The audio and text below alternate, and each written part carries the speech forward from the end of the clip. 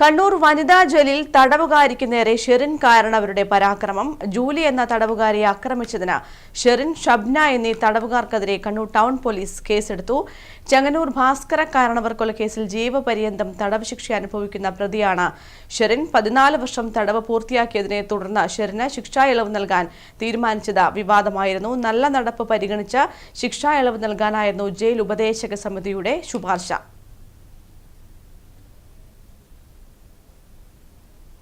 Manoj mail ചേരുകയാണ് കൂടുതൽ വിവരങ്ങളുമായി. മനോജ്, ഷെറിൻ കാരണവർക്ക് നല്ല നടപ്പ് പരിഗണിച്ച ശിക്ഷാ ഇളവ് നൽകാൻ ജയിൽ ഉപദേശക സമിതി തീരുമാനിച്ചത് വലിയ വിവാദമായിരുന്നു. ഇതിന് പിന്നാലെയാണ് ഇപ്പോൾ സഹതടവുകാരിയെ ആക്രമിച്ചതിന് ഷെറിൻ കാരണവർക്കെതിരെ കണ്ണൂർ ടൗൺ പോലീസ് കേസെടുത്തിരിക്കുന്നത്. എപ്പോഴായിരുന്നു ഈ സംഭവം? എന്തൊക്കെയാണ് മറ്റ് വിവരങ്ങൾ? കൃഷ്ണേന്ദു, ഇന്നലെയാണ് കണ്ണൂർ വനിതാ ജയിലിൽ തടവുകാരിക്ക് നേരെ ഷെറിൻ കാരണവരുടെ പരാക്രമണമുണ്ടായത്.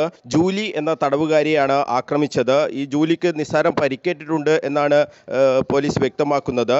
ഷെറിനും സഹതടവുകാരിയായ ഷബ്നയും ചേർന്നാണ് ആക്രമിച്ചത് എന്നാണ് ജൂലിയുടെ മൊഴി. ഇതനുസരിച്ചാണ് ഈ രണ്ടുപേർക്കെതിരെയും ഇപ്പോൾ കേസെടുത്തിട്ടുള്ളത്.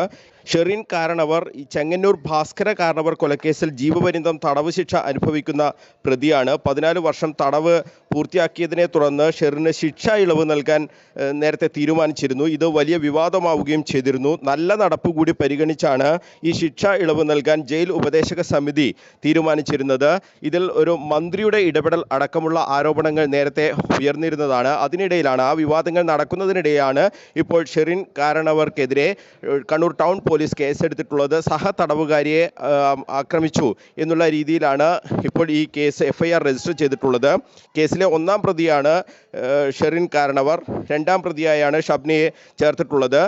കുടിവെള്ളം എടുക്കാൻ പോകുന്ന സമയത്ത് തന്നെ പിടിച്ചു തള്ളുകയും അസഭ്യം പറയുകയും ചെയ്തു എന്നാണ് ജൂലി നൽകിയ മൊഴി. എന്തായാലും ഇതുമായി ബന്ധപ്പെട്ട അന്വേഷണം ഇപ്പോൾ നടന്നു വരികയാണ്.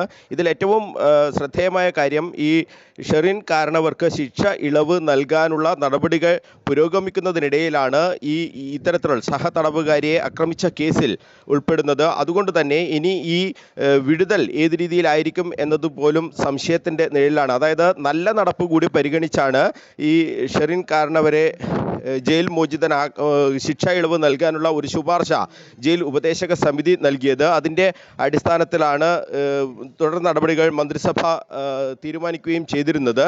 എന്നാൽ ഇപ്പോൾ വീണ്ടും ഇത്തരത്തിലുള്ള ഒരു കേസിൽ ഉൾപ്പെട്ടത് ഇനി ഏത് രീതിയിലായിരിക്കും ഇതിനെ ബാധിക്കുക എന്നുള്ളതാണ് ഇനി കാത്തിരുന്ന് കാണേണ്ടത്. കൃഷ്ണേന്ദു.